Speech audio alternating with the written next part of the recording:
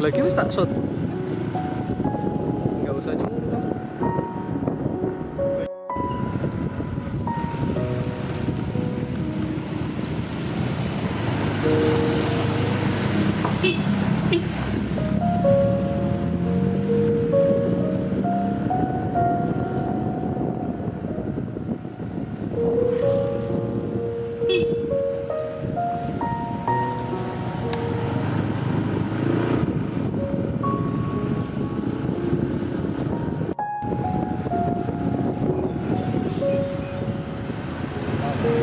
Ente sadar diri oh, pundakmu tanggung nyoteng oh. Ya, apa sih yang nggak untukmu? Ah jamet, kampret.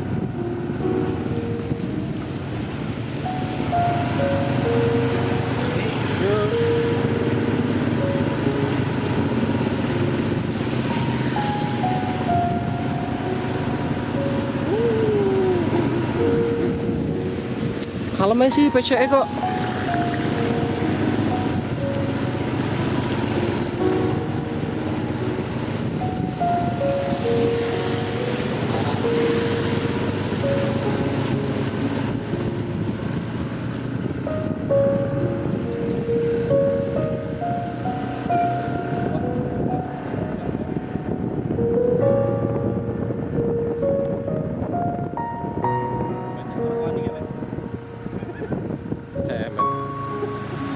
Cing. Tunggu sepatu ora aman oh. Nah, ini pas ono becak kayak.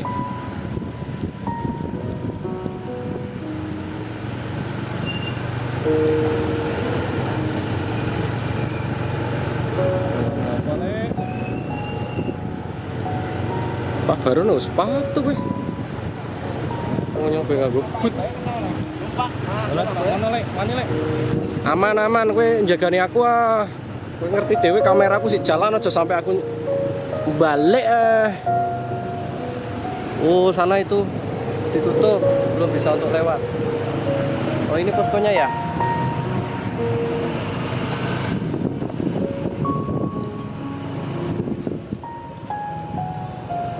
Ada.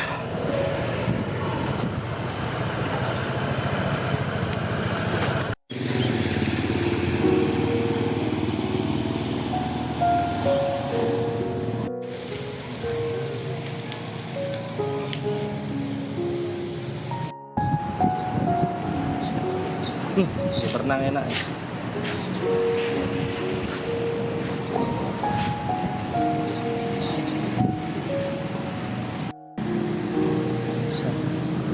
Asyhadu an la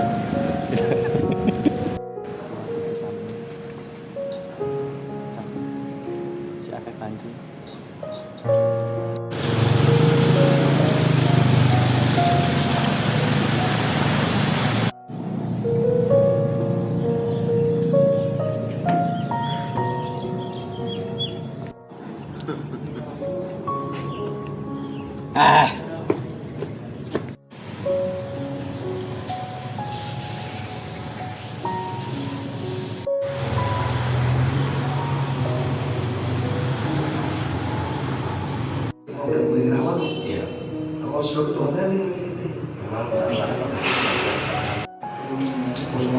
langsung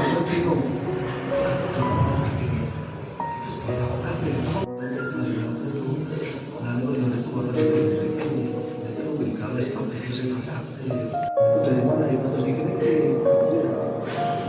dari mana dari sana saya sudah pulang saya pemahaman warga itu kan terjelaskan sampai lalu tengah misalkan lokasi atau video terus apa di sini saya bisa cover ada juga di sosial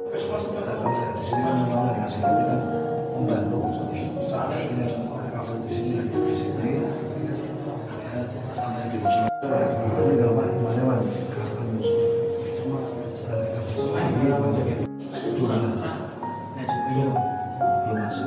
Aku cuma lansia dan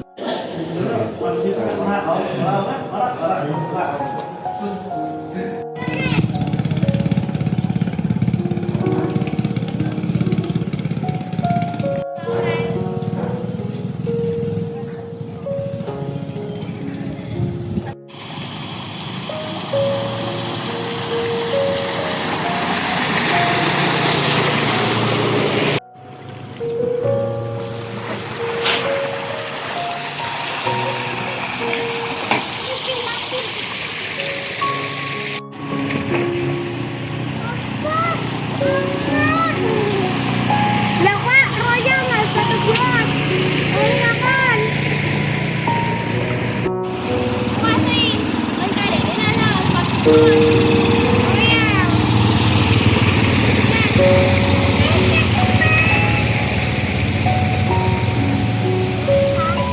Baik pemirsa, hari ini tim dokumentasi pencari data dari LKPP Lintas Komunitas Peduli Pekalongan bersama dengan MWC Tirto Kabupaten Pekalongan akan melakukan survei ataupun kunjungan ke lokasi-lokasi yang masih terdampak banjir guna menghimpun data-data valid yang nantinya akan kita gunakan untuk sinergi dengan pemerintah dan instansi terkait lainnya. Nanti salah satu diantaranya yang akan kita cari adalah data-data dari para pelajar ya, pelajar terdampak. Itu akan kita himpun, di mana yang biasanya luput ya dari kegiatan kebencanaan itu adalah paskanya itu, dimana sejumlah atribut keperluan anak sekolah itu kadang hanyut ataupun rusak akibat terendam banjir, seperti sepatu, tas, buku-buku, seragam, dan lain sebagainya. Tentu penanganan pada anak-anak ini berbeda ya dengan penanganan pada orang tua, di mana ketika kebanyakan orang tua yang penting bisa survive untuk kehidupan sehari-hari. Tentunya psikologis anak tentu berbeda. Pasca banjir mereka harus tetap kembali ke sekolah, dan kemudian sejumlah alatnya itu akan rusak ya. Itu tentu akan menjadi sebuah beban pikiran ya untuk para orang tua ataupun wali murid. Itu sebabnya kami tim dari LKPP Lintas Komunitas Peduli Pekalongan bersinergi dengan pemerintah untuk mensupport dalam bidang pengambilan data. Ya, tentu kami juga berkoordinasi dengan Dinas Pendidikan. Kemarin kita sudah komunikasi dengan Pak Khalid, dan ini kita juga akan berkomunikasi dengan Kemenak ya, Kementerian Agama Kabupaten Pekalongan, untuk kemudahan akses dalam menghimpun data-data para pelajar yang terdampak banjir awal tahun di Kabupaten Pekalongan. Nah, ini kami dibantu oleh MWC Tirto, MWC NU Tirto. Kita diantar menggunakan kendaraan roda 3 untuk masuk ke wilayah terdampak banjir. Nah, di sini di depan saya ada ketua dari LKPP atau koordinator umum ya, Mas Handanowari, seorang aktivis data. Ya, jadi sekedar informasi untuk masyarakat Kabupaten Pekalongan, tanpa adanya sinergi lintas instansi, lintas sektor, dan lintas masyarakat, itu pemerintah Kabupaten Pekalongan tidak dapat bekerja secara sendiri. Jadi ya pasti kesulitan gitu. Dan sejumlah keterangan dari kemarin saya wawancara Dewan, DWRD, itu juga ada beberapa pesan yang senada. Tidak perlu saling menyalahkan atas bencana yang sedang dihadapi ini. Fokuslah pada gotong royong untuk penanganan dan pemulihan. Seperti itu. Dan tentu juga tidak hanya fokus pada penanganan daruratnya saja, tetapi juga paskanya bagaimana dan mitigasi preventifnya bagaimana agar kedepannya kejadian semacam ini tidak terulang terus seperti itu. Nah, jadi kami yang juga elemen masyarakat juga bahu-membahu bergotong royong untuk bersama-sama menyelesaikan ataupun menangani dampak ini. Tentu masyarakat siapapun itu di sana tentu bisa berkontribusi sesuai bidangnya masing-masing, kemampuannya masing-masing, dan kapasitasnya masing-masing. Kami dari Lintas Komunitas Peduli Pekalongan, sebuah wadah yang menaungi berbagai lintas organisasi untuk bersama-sama untuk kemudahan komunikasi dan koordinasi gitu. Jadi siapapun ayo yang mau berkontribusi bisa menjalin komunikasi dengan kami LKPP ya gitu, karena tanpa adanya gotong royong dan kepedulian dari masyarakat itu sendiri, maka akan sangat sulit ya untuk menangani ini semua gitu. Sesuai dengan pesan kemarin dari salah satu Bapak DPRD, tidak perlu saling menyalahkan, tidak perlu mencari siapa yang salah ya. Ayo kita gotong royong sesuai kemampuan masing-masing, sesuai potensi masing-masing, seperti itu ya. Ini kami sedang berada di depan SMP Tirto ya. Waduh, ada goncangan, maaf pemirsa. Nih bersama relawan-relawan dari LPBU NU Kecamatan Tirto. Ya, kita difasilitasi kendaraan untuk berkeliling dan melihat situasi update terkini di wilayah Kerto. Ini hari Selasa 20 Januari 2026 sekitar pukul 1 siang atau 13.00 WIB. Nah, ini di bagian sebelah selatan dari rel kereta ini terpantau ada peninggian jalan ya, sehingga untuk jalan utamanya kering. Namun untuk di bawah relnya sepertinya masih tergenang.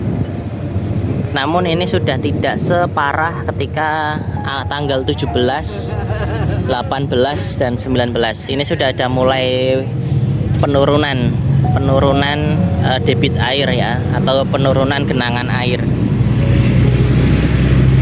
Nah, seperti ini. Ya, walaupun di gang-gangnya masih tampak genangan-genangan ya. Ini yang ditinggikan ini sudah aman, namun di bagian gang-gang itu, di dalam gang itu masih tampak sejumlah genangan.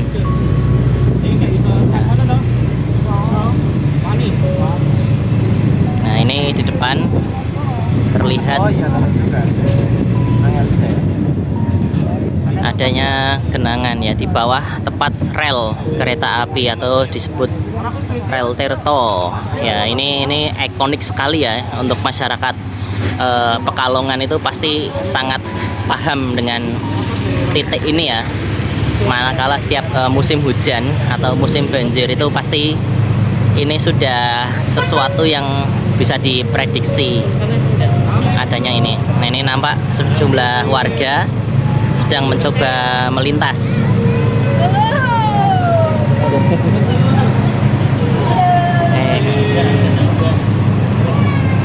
Nah, ini dia penampakannya.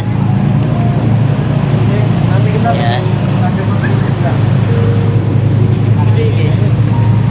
Nah, ini nampak sejumlah kendaraan diparkirkan ya, diparkirkan di area sini.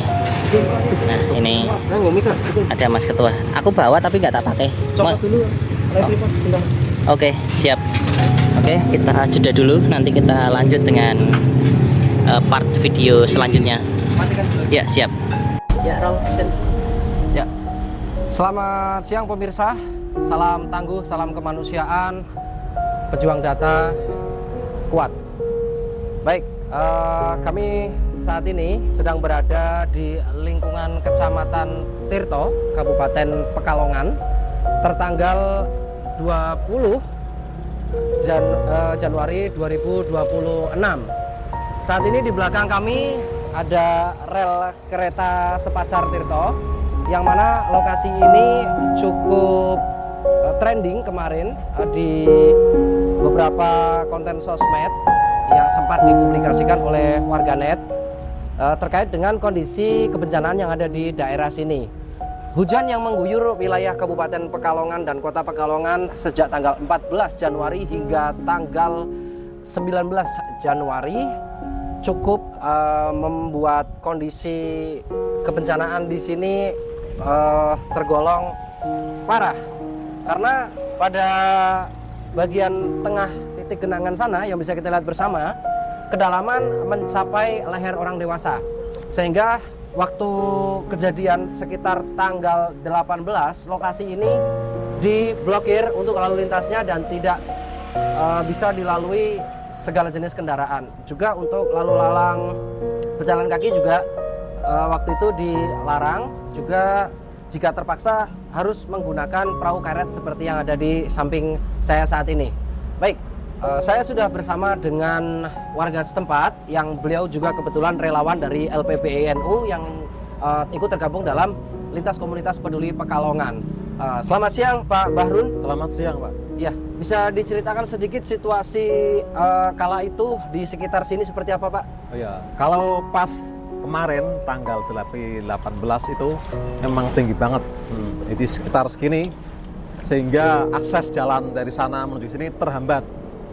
Akhirnya lewat muter sana yang pakai motor, tapi kalau pakai jalan kaki bisa lewat sini pakai perahu karet ini dari pemerintah desa Pacar. Ya. Apakah benar informasinya kereta api tidak melintasi jalur ini pada saat-saat puncak banjir tinggi itu Pak? Oh, tetap lewat karena aman. Ya, informasinya seluruh kegiatan perkereta apian dihentikan karena stasiun kereta api di Pekalongan sini yang beberapa bagian di daerah Seragi itu tergenang. Oh iya. Jadi iya. lalu lintas di sini berkurang mungkin. Berkurang. Ya, baik Pak. Selanjutnya aktivitas semacam ini sepengetahuan Bapak dari tim Bapak ini bisa dilalui semenjak kapan Pak? Ya kemarin mungkin, soalnya kalau yang terpaksa kalau nggak terpaksa ya berarti dari tanggal berapa itu memang nggak bisa dilalui, tinggi banget. Ya, dan untuk lokasi selain sini Pak, agak masuk ke sana, bagaimana kondisinya saat itu bisa diceritakan Yang Pak? depan SMP 1 itu juga tinggi banget, tidak bisa dilalui, jadi tidak diperbolehkan jika lewat sana, soalnya nanti berbahaya. Waktu saat kejadian, apakah tim SAR datang atau pemerintah setempat itu bagaimana reaksinya? Ya, pemerintah